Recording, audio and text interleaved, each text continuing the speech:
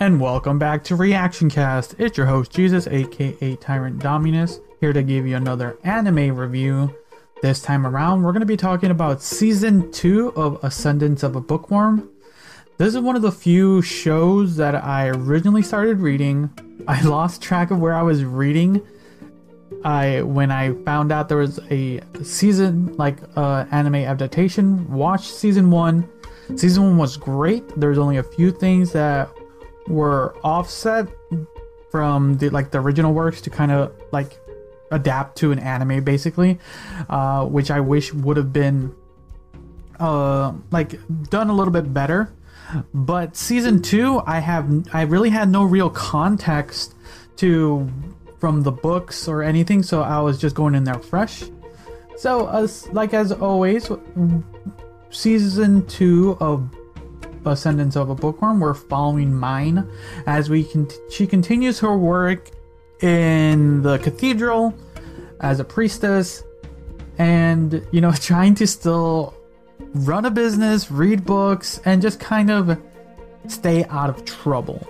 And I'm not going deep into spoilers here. I'm going to try to avoid them as much as I can. But Season 2 is very, very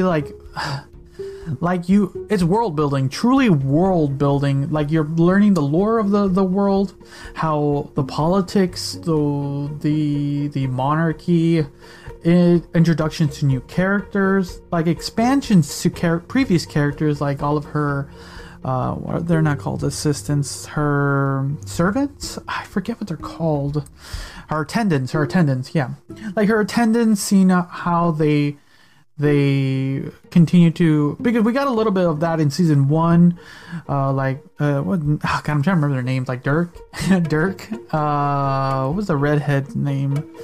The kid ones, the ones that are around her age, how those attendants work, and how her, and then Mine's kind of responsibility as a priestess. So you got to learn a lot, and you got to see much more of the world, a lot more of the magic, which is fantastic. And I think I really enjoyed that portion of the show. The other portion I really enjoyed is when Mine is using her kind of, I would say, modern knowledge to explore advancements in her book technology. This is going to be a little bit of spoilers, but you get the the invention of the printing press, colored ink. It's great. I would say those are the spoilers I will give, because the major spoilers are all the politics behind everything. I think that's where things get crazy. And for sure, man, the finale for this Season 2 is fantastic, and I can't say much more than that. I think the lead up to this season was really well done, and very very touching, and I really it really hit me hard. Not that hard, but it does pull at the heartstrings, from where you're beginning to where it ends. And it's like I said, it's just if you enjoyed Season 1, this just is just another layer added, which is enjoyable, and it was fun. I genuinely had fun watching this season of Abundance of a Bookworm, and just following Mai's exploration, and then just seeing her interact with everyone, explore new things, discover. It's just so great. It's just you're following a person explore the world and learning more about it, and I think that's what's fun about this show. There's not should I do a spoiler part? I'm trying to think. This one's interesting. I think I might do an after credits for this one. I'm gonna do an after credits for this one, because this one's really interesting to talk about. It's hard not to talk without super spoilers. So for Season 2 of Abundance of a Bookworm, I'm gonna give Season 2 a solid, for me, the way it's split up, it's kind of weird a little bit. I'm gonna give it a solid. The finale's good too. Let me think here. I'm like, it's between a 7 and an 8. Like, that's where I'm hitting right now. And I'm trying to really think about this. The way it's... How did I... Yeah, you know what? I'm going to give it a solid 8 because I think I've rewatched the finale scene a couple times. It's one of the few shows that there are moments you rewatch. And I think for me, this season was really interesting, and just the politics and everything were fun to watch and learn about. But yeah, I'm going to give season 2 of Abundance of a Bookworm a solid 8 out of 10. So, if you want to know more of what I thought in the spoiler cast, wait until the after credits and then go ahead and just follow me on any of my social medias, Instagram, TikTok, and Twitter if you want to keep following me for more. For now, thanks again for listening or watching. Look forward to the after credits after this if you're going to want spoilers. So until next time, see ya.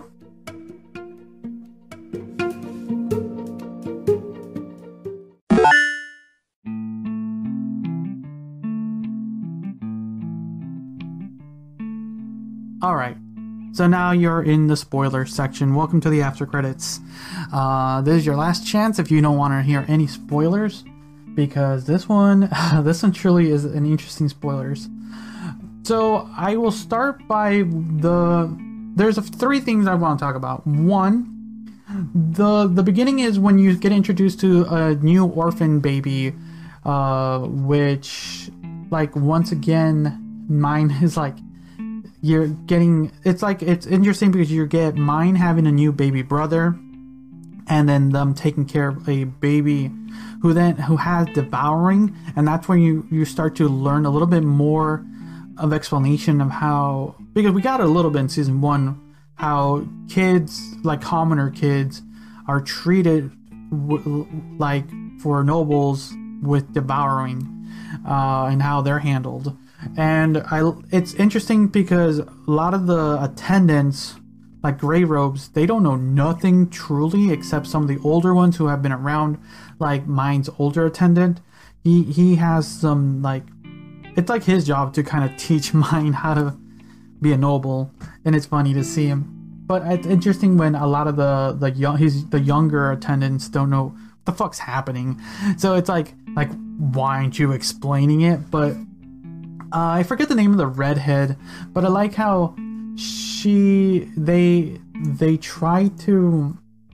She's like the evil, like, narc of the show, and I know they try to make her to be the evil, like, girl Dahlia, and they do a good job trying to make her, like, more appealing by having her be the big sister to the new baby.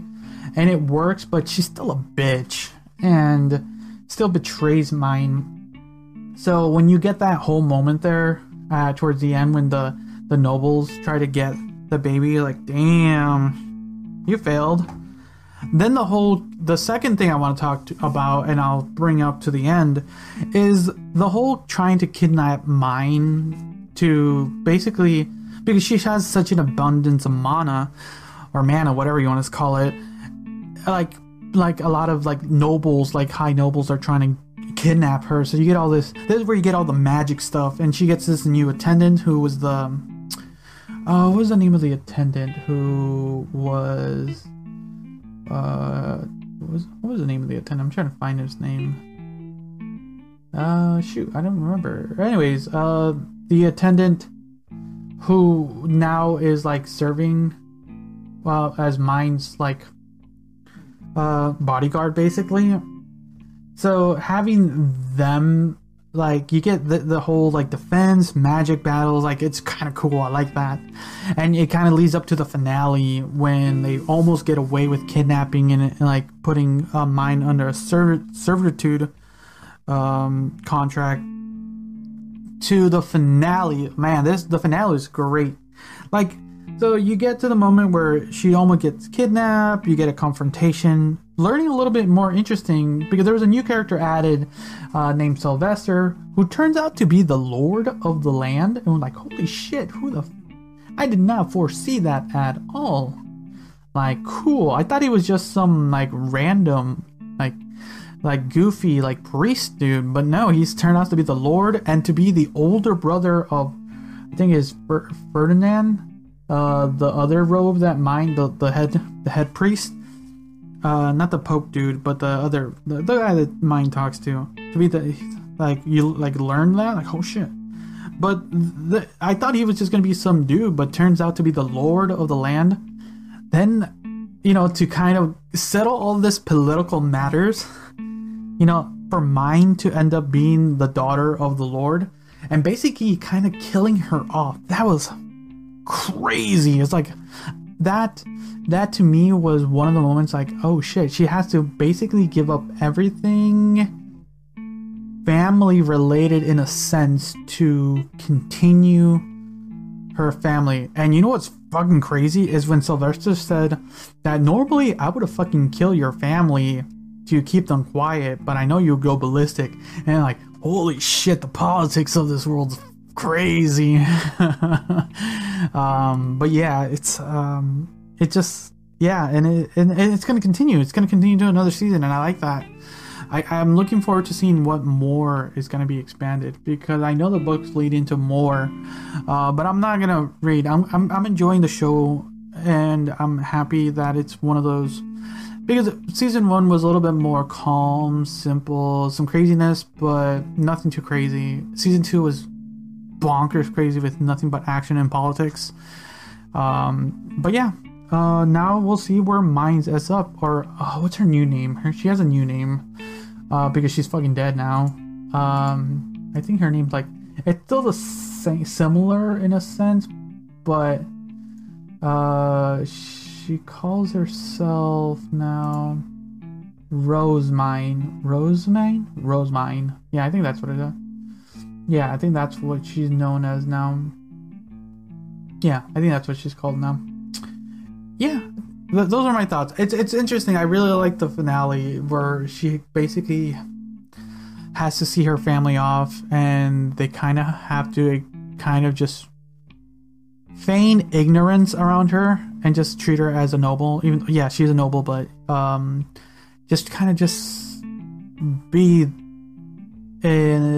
just another noble, and to her just a commoner instead of being like family. It's weird. It was a weird sense, and you can really feel in that acting. You're like, wow, yeah, that's tough.